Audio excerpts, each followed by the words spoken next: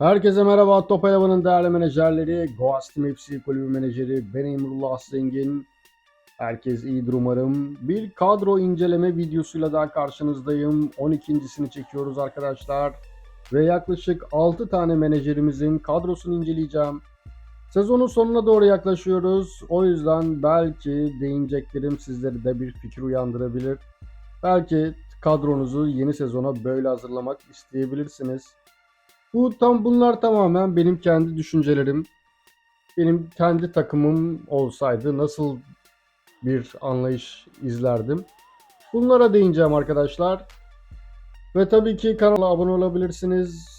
İçerik hoşunuza gittiyse beğenebilirsiniz ve yeni içeriklerden de ilk haberdar olmak isterseniz zil açabilirsiniz. Ve siz de bu kadrolarını inceleyeceğim arkadaşlar da. Belki sizin kadronuz onlara yakındır. Siz de kendiniz için bir pay alabilirsiniz. Eğer siz de kadronuzu inceletmek isterseniz, ki muhtemelen yeni sezonun ilk haftası veya ikinci haftası olabilir. Bu videonun altına takımınızın adını ve seviyesini yazmanızı rica edeceğim ve tabii ki mutlaka açıklama kısmından beni federasyonlardan bulun arkadaşlar. Federasyon arama çubuğuna Werder veremem yazın veya hemen açıklama kısmında bizim kodumuz da var. Onu da yazarak bulabilirsiniz. Federasyonlardan Werder veremem bulun ve beni ekleyin arkadaşlar. Arkadaş listenizde olayım ki sizi inceleyebileyim. Bu şekilde yoksa sizi bulamam. Zaten arkadaş listesi de bayağı kabarık. Bu yüzden seviyenizi de yazın arkadaşlar. Seviyenizi yazmanızla beraber daha rahat sizi bulabiliyorum. Ve siz de tabii ki bu menajer arkadaşlara tavsiyelerde bulunabilirsiniz. Ve ilk menajerimizle başlayalım. Seviye 3'ten Manisa FK diye not almışım. Hemen bakalım. 3. seviyeden yeni bir menajer arkadaşımız. Batuhan kardeşim, Batuhan Bayram. Tabii ki arkadaşlar böyle incelemiyorum. Federasyonlarda girip federasyonlardan inceliyorum bildiğiniz gibi. Ve Batuhan harika. 4'lü kupa yapmışsın geçen sezon. Dolu düzgün gidiyorsun. Acaba nasıl bir kadron var? Merak ettim şimdiden. Yaş ortalaması 22.9. Sıralamana bakalım. Oo, Batuhan ne yaptın sen öyle ya? Artı 145. Avaraj nedir kardeşim ya? Her maçta 10 gol mü attın ya? Çok güzel. Harika. Gelelim kadrona ve Batuhan kardeşimizin federasyonundan gireceğiz ve Batuhan Bayram hemen federasyondan inceliyorum. O kadar da güçlü değil misin? 93.5. Çok değil. Kadron yaş olarak gayet güzel görünüyor. Ortalama yaşları da tutuyorsun kadronu 4, 2, 3 hatta 5, 2, 3 taktiğiyle. Baya defansif mi oynuyorsun? Böyle oynamana rağmen 145 avaraj yakaladın ha. Harikasın kardeşim ya. Şimdi kardeşim kadrona ilk baktığımda direkt gördüğüm şu yedeklerdeki yıldızlardan kurtul yoksa böyle federasyon seni, Top Eleven seni baronlara yem yapar.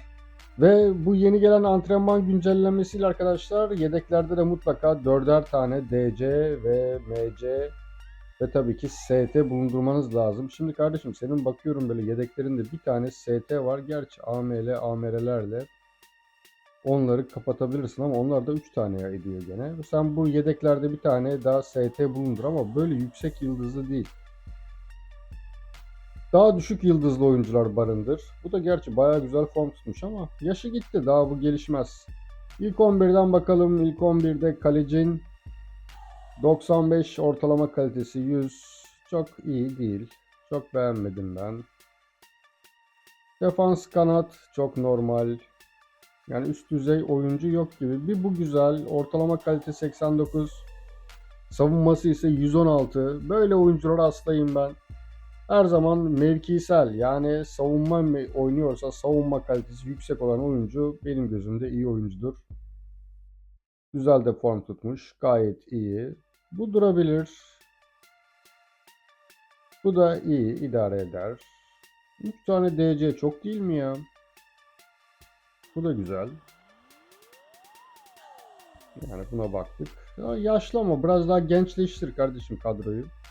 Gençler daha iyi gelişiyor. Daha hızlı geliştirirsin. Bu kadronda özellikle sana yapacağım tavsiyelerden birincisi, yani Bence bir kaleci ya. İlk başta bir kaleci önemlidir. Benim için kaleci önemlidir. O yüzden ilk başta kaleciyi bir güzel bir geliştir kardeşim. Bir kaleci alabilirsin veya önümüzdeki sezon için düşünebilirsin. Daha sonra defansta biraz daha iyisin ama orta sahadaki oyunculara tekrar bakıyorduk. Orta sahalarda normal oyuncular hep. Yani bir menajer dokunuşu eksik burada. Yani bir menajer dokunuşu göremiyorum kadroda. Böyle iyi gelişmiş bir takım. Onu eksik gördüm. Onu tamamlamanı bekliyorum. Sana sadece şu anda söyleyeceğim, kadrodaki mühendislik açısından bir menajer dokunuşu gerçekleştir ve en önemli acil olan kaleci bence. Kaleciyi yükselt ve de yedeklerine dikkat et. Yedeklerinde 4 tane ofansif oyuncu olsun ki savunma halkasını döndürebilesin. Ve yeni sezonda gene böyle bir lige düşebilmek için, böyle kek bir lige düşebilmek için bu yedeklerindeki yüksek yıldızlı oyunculardan kurtulmanı tavsiye ederim. Ben biraz daha böyle Ancelotti tarzındayım. Ancelotti gibi bana 11 tane as yıldız verin, gerisi çok önemli değil. O yüzden bu yedeklerde kullanmadığın oyuncuları da göndermeyi tavsiye edebilirim kardeşim. Bunların yerine birer yıldızlı oyuncular alırsın. Güzel de gitmişsin yani 3. seviyedesin. Her sezon hemen hemen kupalarla gayet başarılı kardeşim. Yolun açık olsun. Başarılar diliyorum sana. Gelelim seviye 11'den FC Bayern. FC Bayern. Evet. Bu da Ahmet arkadaşımız. Almanya'dan mı katılıyorsun acaba Ahmet? Bilemedim. Kadrosu iyi, güzel. Sıralaması da ikinci sırada. Güzel gidiyorsun. Kulüp geçmişi de gayet güzel. Kupalarla dolu. Federasyondan hemen bakıyoruz. FC Bayern. Ya Ahmet, bu Bayern Münih taraftarını ben anlamıyorum ya. Her yıl kupayı alıyorlar. Her yıl şampiyon oluyorlar. Yani hiç keyif yok ya. Sen Bayern Münih misin acaba? Neden mesela Bayern Münih yani? Her yıl kupa almak sıkıcı değil mi ya? Ya da biz mi çok nevrotikiz ya? Ama Ahmet, bravo. Bayern, hepsi Bayern, çok güzel bir kadro kurmuşsun. Çok güzel bir kadro inşası var. Çok beğendim. Hepsi oyun tarzlarının hepsi full. Oyuncular hemen hemen hepsi çift yetenekli. Bravo. Biraz yaşlılar var. Gene yedeklere bakıyorum. Dörtlü dengeyi kurabilmişsin. Gayet başarılı. Kalecinden gidiyoruz hemen. Kalecin güzel. Harika. Bu oyunda en önemli şey kaleci bence. Kaleci muazzam form, güzel bir çalıştırmışsın, geliştirmişsin, harika. Bu defans işte mükemmel. Ama %1'ler, koyu griler biraz soru işareti kalıyor. Formları da hep 7'de kalması nedeni bence bu yani arkadaşlar. Bu olduğunu düşünüyorum. Çünkü bu becerilerin koyu grileriyle açık grileri yarı yarıya olmalı ki oyuncu formda tutabilsin. Bu oyuncu zaten dolu dizgin gider. Bu da gayet güzel. Başarılı. Çok güzel geliştirmişsin. Tebrikler Brom. Kafa vuruşu düşük. Senle olası bir rakip olsam direkt bunun üzerine hava topuyla oynayabilirim. Başka türlü yenemem çünkü seni.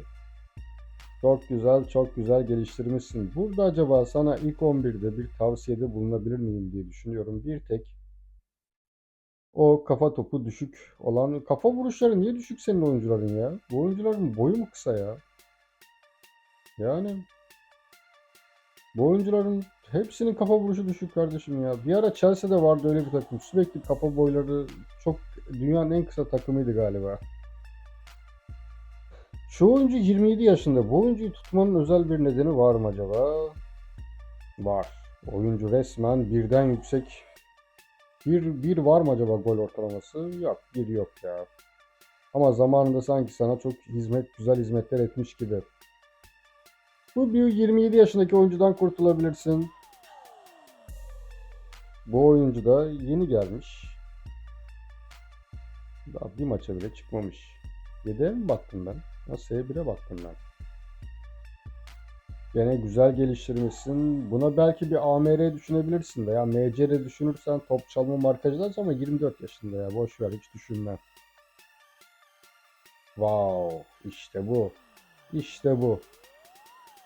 İki ortalamadan yüksek bir oyuncuya bakıyoruz arkadaşlar. Bu oyuncu bir süperstar oyuncu. Gol ortalaması 2'den yüksek. Ortalama 2.1, 2.2 diyebiliriz. Şimdi toplayamadım hepsini kafadan. Ama işte bir süperstar oyuncu. Çok güzel, çok beğendim. Dolu dizgin, harika gidiyor. Evet, burada gene sana önereceğim bu yedeklerde kullanmayacağın yıldızlı oyuncularda gönder gitsin kardeşim. Bunlar senin kadronu fuzuli yere şişirmesinler. Ya da benim tarzımca öyle yani. Şimdi şişirmesinler diyorum da sen belki öyle seviyorsun. Oraya yeni bir cümle türetmek lazım. Ya şu yıldızlı oyunculardan kurtulunabilir. Ve buraya gene bir yıldız olmasın. Bir yıldız olunca da oyun seni oynamıyor zannediyor. Baronlara yem yapıyor. Ama böyle 2-3 yıldızlı, gene dörderli defans, dörderli MC'li şekilde antrenmanları da ayarlayabileceğin şekilde olabilir. Yedekler için bu tavsiyede bulunabilirim. İlk 11'inde ise hava topları ciddi derecede sende çok düşük. Yani senle ben karşılaşsam seninle direkt hava topu oynarım. Yani çok çok kafa vuruşları çok düşük. Bunun özel bir nedeni var mı? Yorumlarda paylaşırsan memnun olurum kardeşim. Diğer türlü gayet güzel bir takım. Çok beğendim. Başarılı. Yolun açık olsun kardeşim. Başarılar diliyorum sana da. Gelelim diğer menajerimize. Seviye 37'den Real Madrid. Evet Azeri kardeşim. Seviye 37'den bir an kulüp seviyesini yaş ortalaması olarak gördüm. Yaş ortalaması biraz yüksek. Başarılar gene efil efil. Gene dörtlü kupa. Muazzam. Geçen sezon dörtlü kupa yapmışsın. Gene dolu dizgin bir menajer geliyor. Gene birinci sıradasın. Çok iyi. Bu da gayet başarılı. Yani 37. seviye için sadece 220 maçta yenilmek çok büyük bir başarı bence. Çok güzel. Bakalım nasıl bir takımla karşı karşıyayız arkadaşlar. Ben de merak ettim. Real Madrid. 140 gücündesin. Kadroda güzel. Kadroda güzel. Yedek mühendisliği de güzel. Şu bir yıldızlardan kurtul kardeşim. Kurtul kardeşim. Bu arada Azerbaycan'daki kardeşlerime de selam olsun. Bir yıldızlardan kurtul yedeklerden. Yeni sezona bunlarla girme ve yedeklerdeki yüksek yıldızlardan da kurtul. Gönder gitsin. Bunun yaşı fazla ama gücü de iyi. Bu seni bayağı getirir gibi. Yani gol ortalaması da 2'ye yakın. Bir star oyuncu. Süperstar olamadı. Süperstar olabilmesi için 2'ye geçmesi lazım. Bu da gayet iyi. İlk 11'ine baktığımda sadece yaşlı kalan oyunculara biraz göz gezdirdim ama hızlıcana. Bu da güzel. Yani benim için önemli olan şu ortalama kaliteyle bu adam mesela savunma oynuyor. Ortalama kalitesi 121 ama savunması 170. Benim için çok güzel bir kadro mühendisliği. Kalecilere dikkat et. Kardeşim kalecileri olabildiğince yükseltebildiğin kadar yükselt. Çünkü bu oyun kalecilerin sanki düşman gibi. Hiçbir şey veremiyoruz kalecilere. Kalecilere biraz daha dikkat edebilirsin. Diğer türlü ilk 11'inde yani düşük yaşı yüksek görsem bile içerisini çok iyi doldurmuşsun. O yüzden ilk 11 için söyleyebileceğim bir şey yok. Belki zamanla böyle buradan vedalaşabileceğin oyuncular yerine gene oyun tarzlı, çift yetenekli oyuncular geliştirebilirsin. Yedeklerine dikkat et. Kardeşim sen de tek yıldızlardan kurtul, yüksek yıldızları sat. Gayet başarılı. Yolun bahtın açık olsun kardeşim. Azerbaycanlı kardeşlerime de selamlar. Ve gelelim bir de FET'ten bir arkadaşımız yazmıştı. Onun da o da Azeri zaten. O da Azeri kardeşim. Orada da FET'te şu anda sadece Oğuz Kağan bu kardeşim. Bu kardeşimin takımını inceleyeceğiz. Zaten FET'ten bizimle beraber. Yaş ortalaması 23.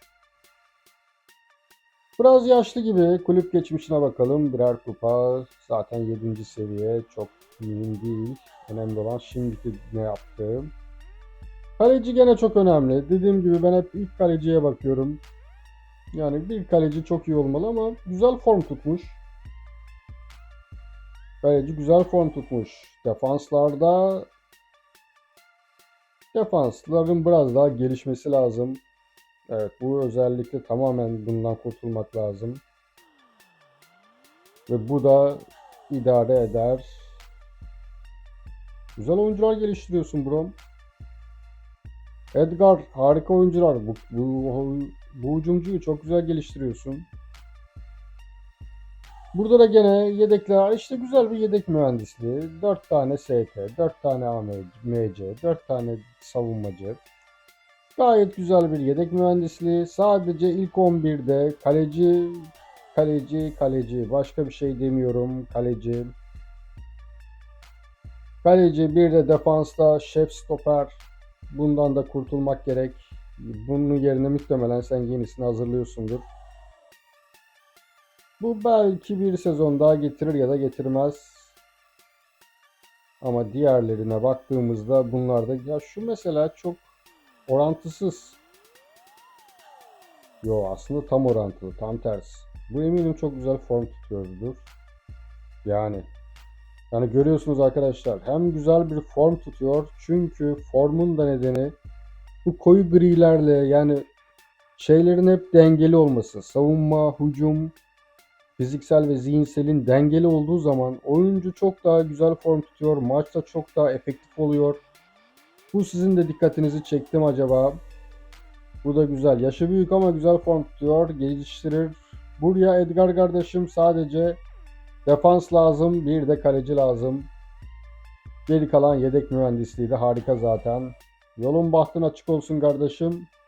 Gene senin vasıtanla gene Azeri kardeşlerimize selamımızı iletelim. Gelelim bir de diğer menajerimiz Fenerbahçe seviye 43. Seviye 43 Fenerbahçe Nihat Ekizbrom. Bunun da yaş ortalaması yüksek. Bunlar ortalama. Güzel. İlk 3'te tamamlıyorsun. Bence ilk 3'te tamamlamak daha önemli. Güzel bir kadro var sanki. Bakalım neymiş kadro. Evet belli. Belli arkadaşlar. 165 gücünde. Kadro efil efil. Kadro yanıyor adeta. Brom sende de aynı şekilde şu yedeklerdeki yüksek yıldızlardan kurtulmanı önerebilirim. Yani yedek mühendisliği de yapmışsın. 3 ST, 3 DC, 3 MC görüyorum. Geri kalanda ise ilk 11'ini biraz da inceleyelim. Kaleci. Kaleci iyi olacak. Bu kaleci iyi zaten.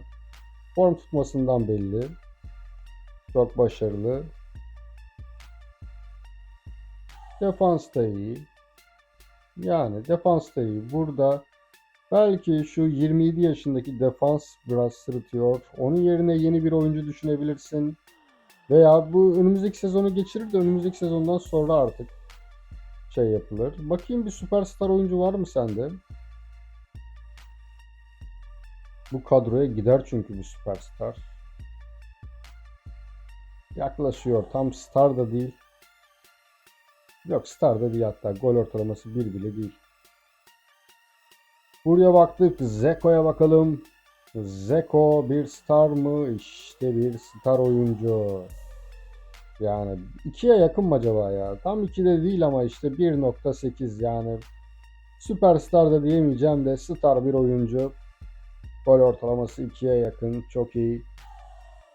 Bu oyuncuya da baktığımızda bu oyuncu star bir oyuncu. Bir maç oynamış, hiç gol atamamış. Büyük başarı. Bu oyuncu gelişecek galiba. Bu oyuncuyu da nereden güzel geliştiriyorsun yani. Bravo bro. Güzel güzel efil efil gelişecektir. Burada seni bir sezon daha getirir gibi bu kadro ama o kadro değerini ortalama 140-160 civarındaysa özellikle şu 27 yaşındaki defans gene güzel form tutacağına eminim de bu 140'a düşecek şimdi. Bilmiyorum aynı efekti gösterir mi? Yaştan dolayı bu oyun yaşlılara biraz zıt. O yüzden yaşlılar hiç gelişmiyor. Ama şunu da fark ettim. Şampiyonlar Ligi'nde de çok iyi top form tutuyorlar. Çok güzel oynuyor yaşlı oyuncular. Ama diğer türlü de gelişmiyor. İlk 11'in için çok tavsiye verebilecek bir fikir uyanmadı bende. İlk 11'de belki şu yaşlı oyuncuların yerine genç olabilir. Oyun tarzları hepsi full. Defansta sadece şunun korner ustası çok mantıksız. Bunun oyun tarzı ne? Bek. Yani yerlerinde oynatmıyorsun gibi. Aynen yani. Mesela şu pasör stoper. Bunun şu arkadaşlar özellikle oyun tarzlarında pasör stoperiniz varsa özel yeteneklerden birini oyun kurucu kullanabilirsiniz. Defanstan çok güzel oyun kurarlar. Bu gördüğünüz gibi kuramamış. Bu da yeni. Sen bu kadroyu yeni yaptın sanki brom ya. Güzel güzel başarılı. Ama dikkat et yani şu anda düşeceğin ligler gene hep böyle olacak. 140-160 üstü olacak. Ve oyun seni artık para harcamaya teşvik etmek zorunda kalacak. Özellikle 140'tan üstü hatta 130'dan ki bence 120'den yukarıya herkesi şeye koyuyor. Para harcamaya mahkum ediyor gibi bir şey. İlk 11'inde aşırı yıldızlı yüksek yaşlı oyunculardan kurtulmanı tavsiye edebilirim. Yedeklerde de yıldızlardan gene kurtul brom. Başarılar diliyorum sana. Gayet başarılı. Beğendim. Başarılar brom. Ve gelelim diğer menajerimiz ise herkesin tanıdığı Oktay hocamız. Oktay hocamız da bir kadro incelemesi istedi. Hocam yaş ortalaması bayağı yüksek sende ya. 26. Hemen kulüp geçmişine de bakalım. Kupalar dolu dizgin. Bir kupa koleksiyoncusu gibi tüm kupaları toplamış hocamız. Kendisi zaten bir YouTube kanalı var. Bilen arkadaşlar var mı bilmiyorum ama eğer beni takip edip Oktay Hoca'yı takip etmiyorsanız hemen sağ tarafta gördüğünüz karttan Oktay Hoca'nın kanalına ulaşıp takip edebilirsiniz. Hocamız güzel detaylara değiniyor. Oktay Hocamız da dolu dizgin 150 gol atmış. Durdurak maç başına hemen hemen kaç gol ediyor ya? 6 gol mü atmışsın hocam maç başına? Ne yaptın hocam? Bu ligde de insanlar var. Bu ligde de insanlar var hocam yani. Bunlar hocamızın kadrosu dolu dizgin de buradan bakmayacağız tabii. Federasyondan bakalım. Tek kişilik dev Oktay Hoca. Tek kişilik bir fette mücadele ediyor. Yaş ortalaman yüksek ama hocam yani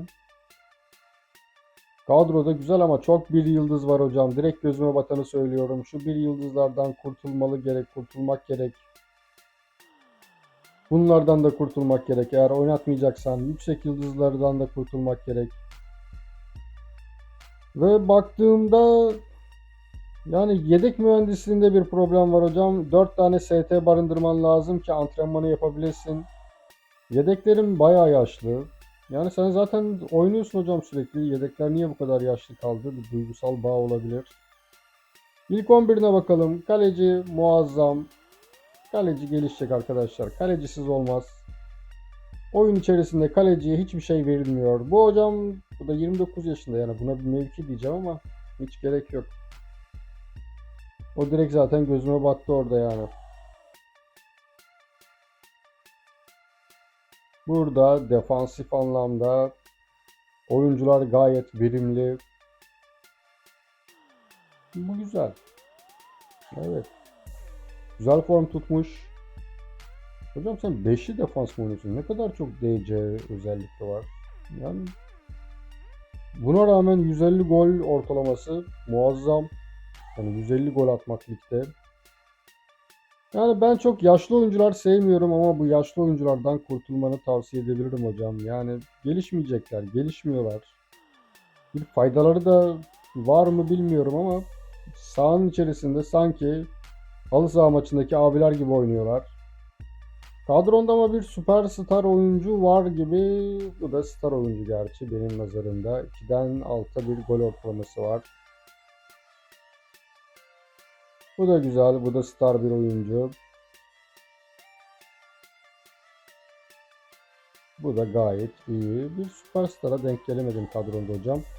Ama şu yaşlılardan kurtulmanı tavsiye edebilirim. Biri bu, biri bu, biri de bu. Bunlardan kurtulmanı tavsiye edebilirim hocam. O zaman daha güzel bir kadro mühendisliği olacağını düşünüyorum. Daha çok oyun tarzları verebilirsin. Yani kesinlikle daha dolu dolu gider. Zaten bu kadro uçuyordur yani. Sende hocam şey var mı acaba? Sen de dörtlü kupa yapmışsın. Harika hocam. Muhtemelen bu yılda dörtlü kupa yaparsın. Benim nacizane görüşüm ise hocam tamamen yedeklerdeki tek yıldızlardan kurtulup hatta yüksek yıldızlardan da kurtulmak. Bir de antrenmanları, halkaları doldurabilmek için yedek mühendisliği de gerekiyor artık. Burada mesela yedeklerinde hiç ST yok. O yüzden yedeklerde de ST barındırmanı tavsiye ederim. O zaman daha iyi olacaktır. Antrenmanlardaki halkalar daha iyi olacaktır hocam. Evet. Sizlere de başarılar hocam. Bu yılda muhtemelen dörtlü kupa yaparsınız. Sizlere de başarılar diliyorum. Ve arkadaşlar bir kadro incelemesi videomuzun da sonuna geldik. Siz bu arkadaşlara tavsiyelerde bulunmak isterseniz yorumlarda yazabilirsiniz. Eğer bir kadro incelemesi isterseniz açıklama kısmından, federasyonlardan beni bulun. Hemen federasyon etiketimde açıklama kısmında da yazıyor. Federasyonlardan beni bulun arkadaşlar ve yoruma takım adınızı ve seviyenizi yazın. Notlarımı alayım. Bir sonraki kadro inceleme videomuz yeni sezon başladıktan sonra olacak. Yani aslında yeni sezon ligler belli olduktan sonra olacaktır muhtemelen. Çünkü önümüzde baya bir tempo olacak. O yüzden hemen hemen her güne bir video gelecek gibi bir plan var önümde. O yüzden yeni aslında ligler belli olmadan böyle altyapı belli olmadan tavsiyelerde bulunabilirdim. Daha verimli olabilirdi. Gerçi altyapılar daha 3. gün. Belki sezonun 4. günde çekebiliriz. Altyapı oyuncularını ona göre geliştirirsiniz. Hani burada diyorum ya kaleci, defans falan gibi. Siz de önümüzdeki sezon için o şekilde değerlendirmeniz daha mantıklı olacaktır. Evet, ben en iyisi sezonun 3. 4. günü bir kadro inceleme videosu daha çekebilirim. Eğer yeterli talep olursa bu videonun altına sadece takım seviyenizi ve takım adınızı yazmanızı rica edeceğim ki sizi bulabileyim arkadaş listemden. Gene tabii ki federasyondan beni eklemeniz lazım arkadaşlar. Federasyonlara direkt Werder veremem yazdığınızda beni bulabilirsiniz buradan. Bu şekilde takımınızı inceleyebilirim. İçerik hoşunuza gittiyse beğenmeyi, kanala abone olmayı ve yeni videolardan ilk haberdar olmak isterseniz bildirim zilini açabilirsiniz. Herkese keyifli oyunlar diliyorum. İyi eğlenceler arkadaşlar.